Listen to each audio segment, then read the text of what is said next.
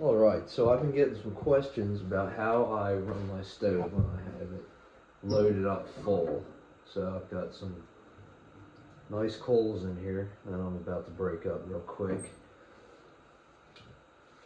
So got this homemade coal rake. I'll break them up like so, and I'll rake them all up to the front.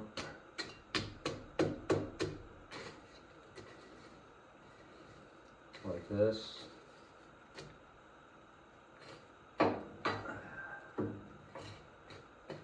Get that nice bed of coals right up front.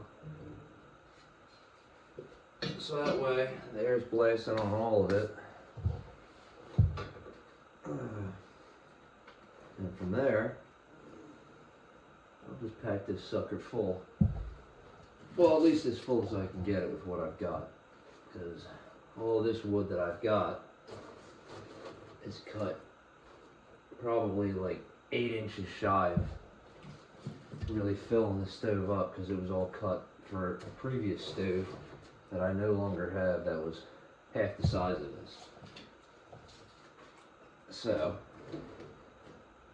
with that in mind, I don't get the length of burns that I could get, unfortunately, but I still do get some decent burns if I pack it full to the gills like I'm about to do. There we go. As you can see, it's already starting to catch. So what happens when you have nice dry wood. I'm playing some Tetris here. Oh, there you go. Some nice oak rounds in there.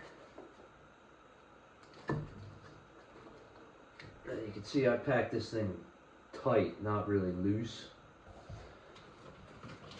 So that way it doesn't all off gas at once and go nuclear and overfire. So give that some time to catch and really start to get cooking. So that'll probably take probably 3 to 4 minutes, maybe 5, before I can really start turning the air down. Because I'll show you here. Right there. Temperature's pretty low. It's only 217 right there. That's an internal flue temp with my flue probe. But yeah, that'll take a few minutes to catch, and then I'll come back when I'm able to start turning this down.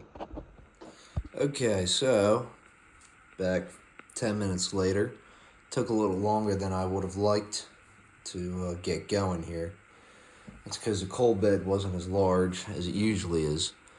So we are at 415 degrees internal flue temp and climbing. As you can see, the fire's going pretty good now. So I'm going to slowly start closing the air off so it doesn't get too crazy. Now with full loads like this, you're going to want to start closing the air off a lot sooner than you really would otherwise, because if you wait too long, it'll actually start to run away from you, and then things get a little too exciting for my comfort. So I've learned to start closing it off a little earlier. Flue temps are still steadily climbing, and especially now that you're closing the intake off a little bit, so the heat's going to start staying more inside the firebox, and that's going to start off-gassing more wood, which will be adding more fuel for the flame, increasing temperatures further. So that's why with fuller loads like this, you want to pack it as tight as possible to reduce the amount of air that can hit the load at once. Otherwise it'll, like I said, go nuclear, which is bad. But if that happens, well, there are things you could do, like toss ash in there, or open the door a little bit to a huge rush of air to come in there and cool things off. But But yeah, if you have a chimney fire, don't ever open the door. That would be horrendously bad. You'll just melt your stovepipe if you do that. But I digress. So, stove top looks like it's about 425. I don't really use the stovetop thermometer much when I'm starting to get the stove dialed in. I usually only ever look at that after the stove's dialed in. And if I want more heat, I'll adjust based off of that. But not until the stove is at least settled in.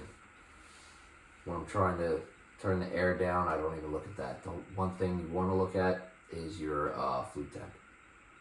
So that'll take a little bit more to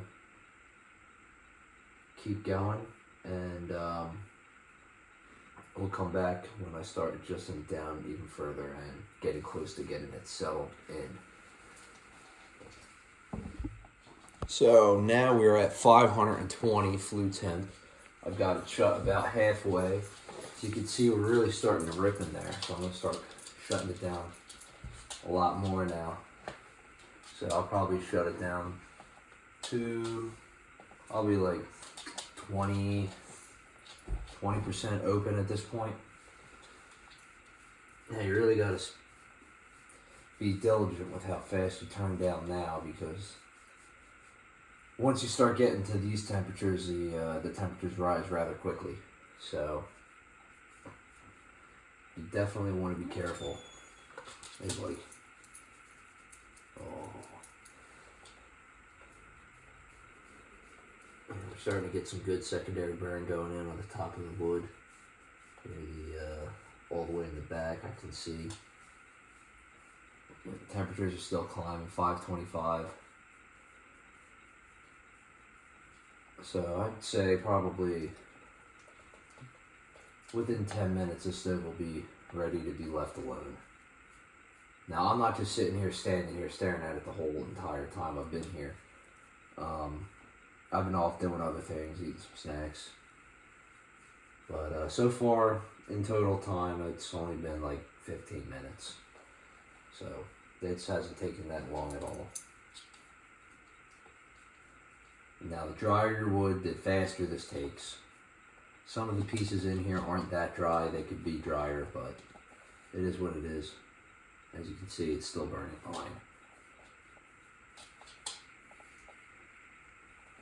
Actually, it looks like the temperatures are starting to taper off, so I think we might actually be damn near settled in right now. Looks like we're 550 at the hottest point. And yeah, I guess we're just about settled in.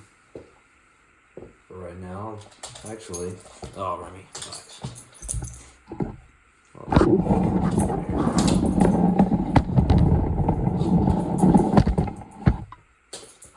Yeah, nice robust secondary burn going in there. Temperature's climbing up. Now the wood's starting to really off gas now. We are looking at 565.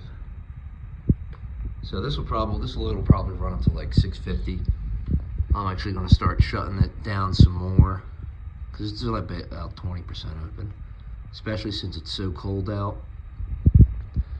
It will, the colder it is, the harder the draft, and that'll make it burn hotter and faster. So we definitely want to control that. So we're going to lower the air control some more. And as you can see, it's really, with the wind, it's really getting the manometer. It's going crazy. So we'll actually start closing that down. And if you want to look at that, you can see just how this key damper affects the draft. There you go. Now that's back within spec. And that also keeps a lot of the heat in the stove. Now we have that full shut.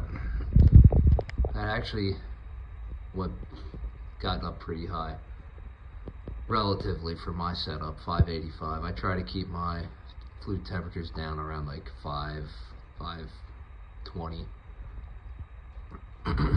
Because that seems to run best now. Yeah, it's definitely shut down a lot more control, a lot more secondary burn. Not burning as crazy. Now we're at 600 up there based off of that. So I think we're going to be settled in nicely right now. Yeah, I would say this will probably go for 5-6 hours, being as how short the wood is compared to what it could be. So 6 hours is not bad. Realistically, it could be a lot longer with properly sized wood for the stove, but it is what it is. Next year I'll have a lot longer wood because this wood was the only stuff I had seasoned. I am cutting up and splitting wood properly sized, so that'll be ready in the next year or two, which I'm excited to see how much longer of a burn time that I can get. And with that, that's how I fully load the stove and how I set it. And that is how clean she's running. As you can see, there's no smoke, just heat waves. And I can't really tell if you can see that or not, but there's no buildup inside that chimney cap at all. Nice and clean.